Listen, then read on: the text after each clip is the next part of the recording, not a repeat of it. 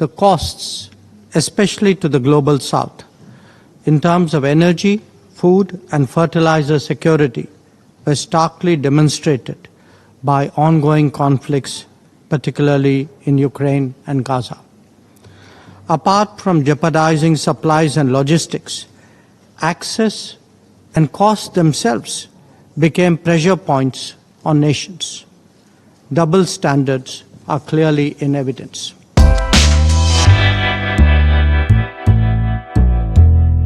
United Kingdom will now go to India. His Excellency Mr. S.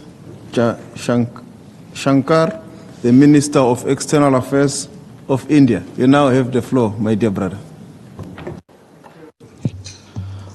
Minister Lamola, Excellencies, colleagues, I join other members in thanking you, Minister, for convening this meeting and reaffirm India's support for the priorities of the South African G20 presidency. Colleagues, our focus today is on the correlation between international peace and global development. In recent times, that is well established as both deteriorated in parallel. The costs, especially to the global south, in terms of energy, food and fertilizer security, were starkly demonstrated by ongoing conflicts, particularly in Ukraine and Gaza. Apart from jeopardizing supplies and logistics, access and costs themselves became pressure points on nations. Double standards are clearly in evidence. Excellencies, peace can certainly enable development, but by threatening development, we cannot facilitate peace. Making energy and other essentials more uncertain in an economically fragile situation helps no one.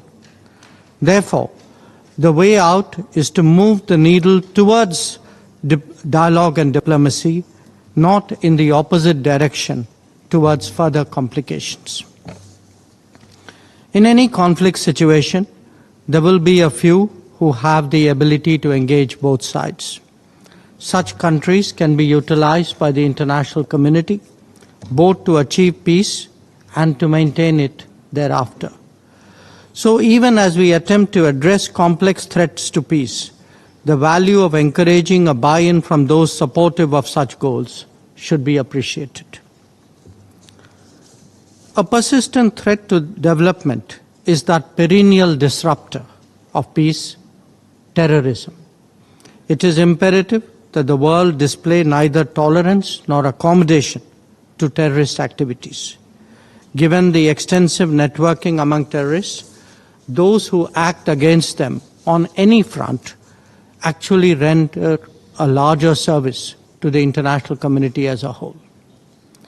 As we confront conflict, economic pressures and terrorism, the limitations of multilateralism and the United Nations in particular are visible.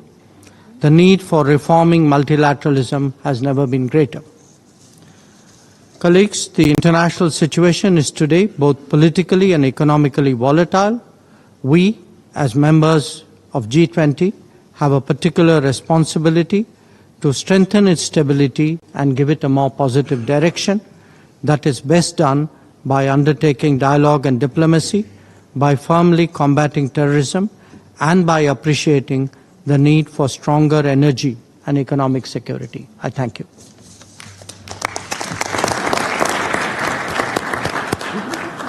Thank you very much, my